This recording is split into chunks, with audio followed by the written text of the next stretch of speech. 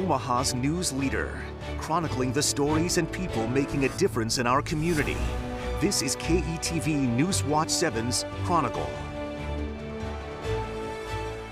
It goes undiagnosed and it just is a deterioration process. And then after, I think the sad part of Alzheimer's disease is people can be living life, but they recede over time, and it's really emotionally sad for everybody. It's a horrible disease. I mean, you know, other diseases, you know what causes it, you know, but this, you don't know what causes it, so there's nothing you can do to try and stop it. Most patients will say to me, I want to know. I want to know so that I can plan for the future. Repeating a lot. Okay. And they would say, Ma, you just told us that. And I says, I did? It's hard to believe that at age 60, less than 6 years after Luann was diagnosed, she can no longer walk, care for herself, or say more than 2 words. I didn't realize what it took to run a household plus take care of somebody. Alzheimer's disease is a national health crisis and the most expensive disease in America. And it's a disease so cruel it steals both your future and your past and quite possibly your hope. Well, maybe we can restore some of that this morning. We're taking an in-depth look at Alzheimer's disease, which currently affects more than 5.5 million Americans. Good morning, everyone. I'm Rob McCartney. This is KETV News Watch 7's Chronicle. Alzheimer's disease has been around for decades. There's still no known cure. It kills more Americans than breast and prostate cancer combined. And the number of people who will be living with the disease is expected to skyrocket in the next 30 years, soaring to 14 million. So what can we do about the Alzheimer's crisis? Well, that's what we'll be exploring in this morning's Chronicle. We'll be talking about the importance of early detection and the support that's available. And we'll find out more about a unique program a local retirement community's implemented to help residents living with Alzheimer's. First, though, a powerful story that went viral during the College World Series. It shows how Alzheimer's has affected one family who shares a deep love of college baseball. Here's the report filed by KETV News Watch 7's Taylor Barth. Knock, knock. It's a video that's touched thousands. How are you? But this father-son surprise was possibly the sweetest for Betty Lee. It was a marvelous treat for me as well, and Bill. Happy Father's Day. Well, thank you. Betty's son, Matt, asked her if he could take his father, Bill, on a road trip to Omaha for the College World Series. Doctors diagnosed Bill with Alzheimer's disease 8 years ago. I said, well, he can, but you're going to have to stay with him 24/7 because he can't make any decisions on his own. And Matt said, I understand, but if we don't do it this time, we'll never get to do it. I wore this uniform. Yep. Matt surprised his dad, a former Mississippi State baseball player, with gear and tickets to the CWS. We had a lot of tears last night and a lot of hugs. So I'm sorry. It'll break my heart here. Matt and Bill's road to Omaha started Thursday. Hey, let's go. Let's go. Getting up to Omaha for a World Series has always kind of been dream of ours, kind of bucket list. It's more than just the love of baseball that makes this trip once in a lifetime, but the precious time spent together. See everyone in Omaha and Hell State. As Bill's memory fades, his family will always hold on to this one. You don't know what tomorrow may bring. And so I'm grateful that it's taught us to be more aware of what we have today. It's a great surprise. Now, Bill and Matt saw Mississippi State win a couple games here before losing to the eventual national champs, Oregon State. Joining me now is social worker Diane Hendricks, who works for Nebraska Medicine and consults with the Alzheimer's Association, and also Eli Rigatuso, whose mom has Alzheimer's. Thank you both for being here. Thank you. Welcome. Eli, I want to ask you, when did you first realize your mom had Alzheimer's? Well, it was probably back in late '99, early 2000. And it started with phone conversations. So she would call me and she would tell me a story, and then 20 minutes into the conversation, she would repeat the same story over again. And I would say to her, you know, you just told me that story. And she'd be like, I did? No, I didn't. And I was like, Mom, no, you did. And then one day she called me all upset because someone had been shot. And I was like, who was shot? I'm like, do I know this person? Is it a family member? Like, was it another family member who shot a family member? I'm like, finally get to the point that she was actually talking about General Hospital and that Sonny had been shot. Oh. But she thought it really happened in real life to someone she knew. So it was the blurring between... And, oh, yeah, about the blurring between reality and what was not reality, the blurring between what she saw on television and what was actually happening in her life. We did finally get to the point where my sisters and I agreed that I would take her in and have her get run through some tests and stuff with the doctor, which we did. And like 3 to 6 months had passed by, and I had said to Mom, because she kept, again, getting worse and worse and worse, and my sister called, she's like, did you ever hear back from the doctor? And I said, you know, we haven't, but I'm going to call him again. And so I called, made another appointment, and this time I went with her. What was interesting is the doctor was like, well, Liz, I sent you a letter 3 months ago telling you that we needed to take a look at treating you for early onset Alzheimer's dementia. And I said to my mom, I go, see, Mom, I'm not making this up. We need to get you some help. We need to get you some care. So what happened then? Did you immediately get her someplace? Yeah, you know what actually ended up happening is my sister who lives in Kansas, Mary Sue, moved her to Kansas. And for the first 3.5 years, she took care of Mom. And I have to say, for anybody who's initially dealing with someone who has this disease, it can be quite diabolical. Because you're dealing with someone who really doesn't want to admit that there's a problem. Right. And so my sister would be, you know, she had to take her car away from her at one point because Mom just up and left the house one day, but her purse and everything else was still at home. Her cell phone, everything. And so 3.5, almost 4 years into providing care in her home with my mom, there was an incident where Mom had turned a burner on and it didn't light because it was gas. And so she didn't know to wait for the pilot light to light it. And she just left it on and went back upstairs. And my sister could leave for short periods of time and things were fine. Well, she came home and the whole house smelled like gas, so she had to call 911 and get him in there to clear out the smell. And the firefighter, I know he meant well, but he was like, you know, she's like, is this bad? And she goes, and he says, it was bad, but do you have a garage door opener? And my sister's like, well, yeah. And he goes, did you open it when you came home? She said, yes. And he goes, well, the house didn't blow up, so it wasn't that bad.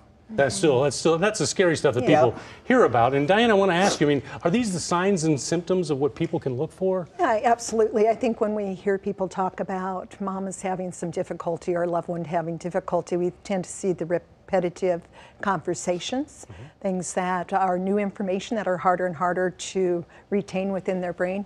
And then we look at, you know, how are they functioning day to day and how does that interfere with their day-to-day activity? So things like cooking become problematic. They don't have the insight to know what they don't know.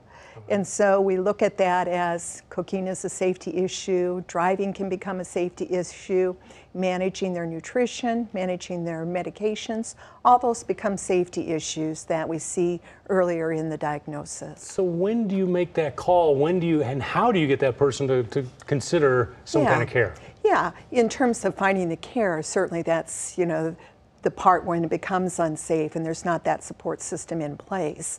But before that time, certainly reporting to the doctor some of the changes that they're seeing, because there are so many reasons why our brain doesn't do its normal job. And so if we can find the cause of it and it's reversible, all the better. But if it is what it is, then we look at it from what does that plan look like? Does that plan to assure the safety remain at home? Or do they look at transitioning to a community, a decision we're all going to have to make sometime in our life? How crucial is it to get that information earlier then in the whole discussion process? Yeah, absolutely. And so it kind of goes back to, you know, beginning the process, you know, age 80, you know, so the age 85, we're looking at 1 out of 2 of us will have some form of dementia. But if we back that up, we know that it's not normal aging.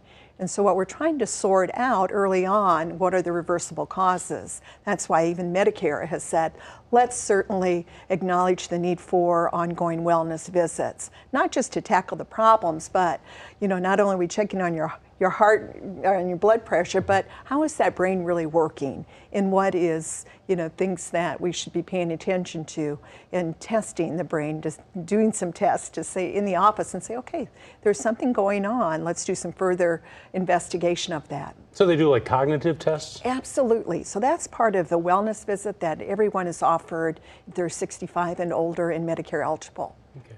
Hey, Eli, what about you? How did you convince your mom, or did you convince your mom? Or did you just say, sorry, gotta go? Yeah, we had to actually start to get used to how to speak to her in terms that didn't make her feel less than. So, for example, it wasn't a, Mom, come with me. It was a, Mom, I need your help with this. So she spent her whole life caring for people. That's what my mom did. She cared for 4 kids. She was a visiting home nurse. She was a surgical technician. I mean, there were all kinds of things that she did in her life, providing care for other people. So she didn't think she needed any help with anything. So it just was a matter of tweaking how we spoke to her. We had to realize so she moved here and lived with myself and my partner for about 9 months. We knew it was time for her to go into an assisted living facility when she actually snuck to one of my friends at dinner and said, hey, you gotta help me. I'm living in a prison. Oh. And my friend was like, I thought you lived with Eli. And Mom's like, I do, but it's a prison. They don't let me do anything. So the next day I said, Mom, guess what? We're gonna get you an apartment. And she goes, really? We took her to the assisted living facility in Fort Calhoun, and what was awesome is the executive director at the time grabbed Mom, and actually Mom walked her through the entire facility, gave her the tour, spoke to my mom, but knew that I was gonna be the one to sign the paperwork and finish everything. Took her into her new apartment. Liz, what do you think? And my mom was like, oh, this is gorgeous. I love this. This is all mine. And she's like, it absolutely is. And I'm shaking my head going, thank goodness. You're very fortunate. That only lasted a year. And then we had to move her to the next phase because it's all about, in the assisted living, it's all about how much can she do on her own. And it got to the point where she could no longer even just change herself by herself. And so we had to move her to the next level of care. Did you have a steep learning curve going into this, or did you know all this already about how to deal with parents with Alzheimer's? We were actually thrown right out of the frying pan into the fire. Okay. And thankfully my sister, who is an avid reader, got a bunch of books, read a bunch of books. Thankfully my partner that I was living with at the time when we moved Mom here, she was like, I need to do some research. And she's online. She found the Alzheimer's Association of Nebraska, which is how we got connected. And then they provided all of these amazing services for us, support groups, all kinds of things. And I would just encourage anyone who has a family member that they're even slightly concerned about now to actually start to educate yourself about it, what it might look like to care for someone with the disease, because you have to really change up everything. And it's a matter of meeting them on their terms, and how do you do it with dignity and respect. And I've been really fortunate. My mom was only really grumpy for the first 4 years, and that was when she was living with my sister. For the most part, when she was here living with myself and my partner, she would listen to us and was only cantankerous every now and again. And now she really actually can't even formulate a lot of words. Gotcha. Like, the best way to describe it, I think, is my mom's life is a puzzle, and at one point she had all of the pieces, and as they start to disappear, she's shoving the pieces together trying to make sense of the puzzle. And there's times when she'll blurt something out and I'll be like, oh my gosh, you totally remember this memory from like 1,000,000 years ago, but she couldn't tell me who I am. And so it's just really like navigating those waters can be really tricky. I mean, and I found that it's hard for me to, it's harder on my mom if I show up in the room and I'm upset about something. She can pick it up quicker than you can believe. Diane, I don't want to interrupt you, but Diane, is that normal? Is this what people should expect? Yeah, absolutely. On the other hand, you can't compare one person living with dementia to another. The things that Eli is saying, and oftentimes we see, okay, the validation of their life. And we always see, even towards the end of life, that they will always know the person that they feel safe around and that they're comfortable around and that knows them.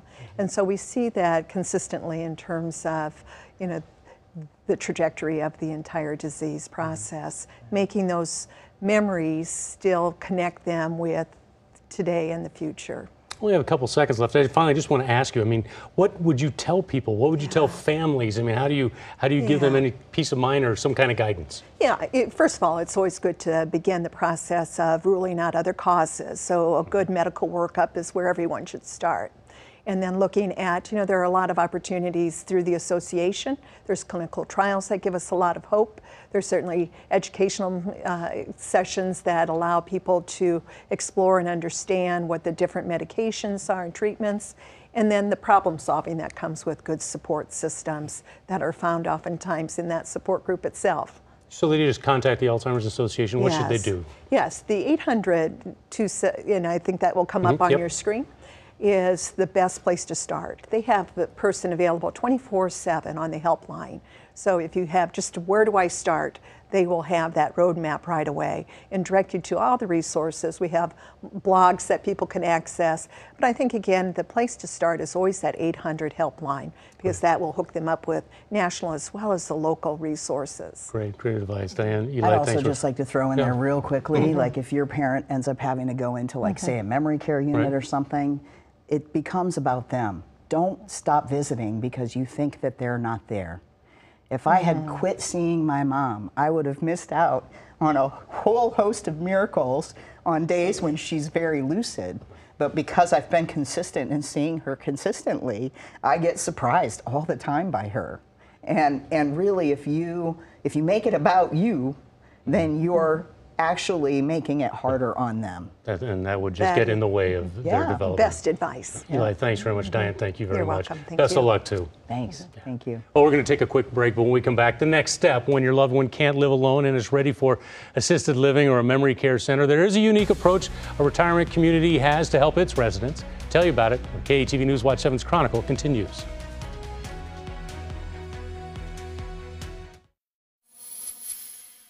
You're watching KETV News Watch 7's Chronicle. There are 4 retirement communities in the Omaha Metro that have received a special certification when it comes to memory care and helping patients with dementia and Alzheimer's. And joining me now to discuss that are Bo Rusk and Danielle Knudsen from Dial Retirement Communities. Thanks very much for being here today. Thank you. Bo, that's the certification comes from Hearthstone Institute based in Massachusetts. It's an approach called I'm Still Here. What is it? So I'm Still Here is a evidence-based approach that is heavily researched, funded by the National Institute of Health, and it focuses on this non-pharmacological approach to dementia care. We focus on the individual. We focus on the person. We don't target the disease. We look at the things that make that individual unique. We look at their interests and their strengths. And their weaknesses, and we adapt to them. We step into their reality. So you limit the number of prescriptions, basically, right? Non-pharmacological? That is the goal, absolutely. Okay. The point of that would be to, with prescriptions, while some can be very beneficial in helping to add to their quality of life, there's side effects that go with it. And a lot of these prescriptions can take away their ability to feel. It takes away their ability to, sometimes I want to be upset. Sometimes I want to, be angry, and that's okay because I'm a human. And just because they have a disease doesn't mean they shouldn't be allowed to have those emotions anymore. How is this different than what other facilities provide? Sure. So first and foremost, any program for dementia care is beneficial to the community. But what we do differently is we use this evidence-based program, and again, we treat the individual. We don't group them all these people with dementia together. Just because they have dementia. We don't herd them. We focus on the person, sit one-on-one with them. We target their interests. And this technique, this approach spills over beyond the memory care unit. It's throughout the whole community in all departments beyond nursing. And Danielle, how does it improve the residents' quality of life? I mean, because that's that's what everybody wants to know. Absolutely, and that's a common question for family members too when they start looking at communities. And what we see is a lot of individuals are doing not very much at home, so they're not really engaged day to day, and their caregivers are busy with the act of caregiving. So they might be doing a lot of TV watching or napping. When they actually come to the community, they're engaged throughout the day. They're doing meaningful, purposeful activities. And with peers, they're with other people that are similar to them. So they engage and interact in ways they couldn't do at home. Yeah, some people may not want to be engaged or interact. Right, they may just say, leave me alone. Is that okay as part of the process? It is part of the process. And with the different stages of dementia, we're going to do that programming a little bit differently for those individuals that would like a little bit more quiet or Serenity Time. Does it cost extra for someone to take part of this? It does not. It does It's not? included in all of our Dial communities. It is part of the basic rent. And how does it, Bo, I mean, this evolves, right? I mean, if someone goes, say, from the assisted care to memory care to, I mean, does the program evolve, or is it just strictly if you're in one section? So what's incredible about the program, again, is this approach works for anybody, you know, whether they have dementia or not. It focuses on the individual. It treats them as a human being. But for those who have dementia, you know, our memory care unit, everybody there has a form of dementia. But not everybody in the community who has dementia lives in the memory care unit. So by training the entire team, by focusing our attention on all of the departments, they're going to have this nice, easy transition into the memory care unit. And once they're in the memory care unit, that's when we really focus on the meaningful activities, the purposeful activities. I guess we should point out that Alzheimer's and dementia, they're not interchangeable. Alzheimer's is a form of dementia. Dementia is the overarching. What should families then look for, Bo, when they're looking for a place to go if they're concerned maybe that their loved one has some form of dementia? Absolutely. You want to spread out your search. You want to go to the place that feels right, but you don't want to target, you don't want to focus your attention on just one place. Talk to your physician, of course. You know, find out what is the prognosis, what should we be doing right now? And then when you do find a community, look for what are those residents doing? What are those people doing? You know, are they engaged? Are the team members sitting with them? Are the team members talking to them and addressing them as people, as opposed to, you know, carrying on the conversation on the side? Focus on the activities. Make sure it's not just busy work. It's something that the residents really care to do. And you actually train everybody in this, right? I mean, it's the entire staff that's trained on this. Absolutely. The residents, they don't live in a vacuum. Okay. So the residents, they're going to be interacting with the dietary department. They're going to be interacting with housekeepers, even guests. We put on a support group every month so that we can help train family members and help with the emotions that those family members go through. So it's very much a team effort that goes far beyond nursing. For that reason, we have to train everybody. Right. Bo, Danielle, thanks very much for joining us this morning. Thank you so much. Best of luck and good luck with the entire process. Yeah, thank you. Well, we're going to be right back with some final thoughts. First, a reminder, your comments are an important part of the show. If you want to be heard, email them to news@ketv.com. Love hearing from you and your stories. We'll be right back.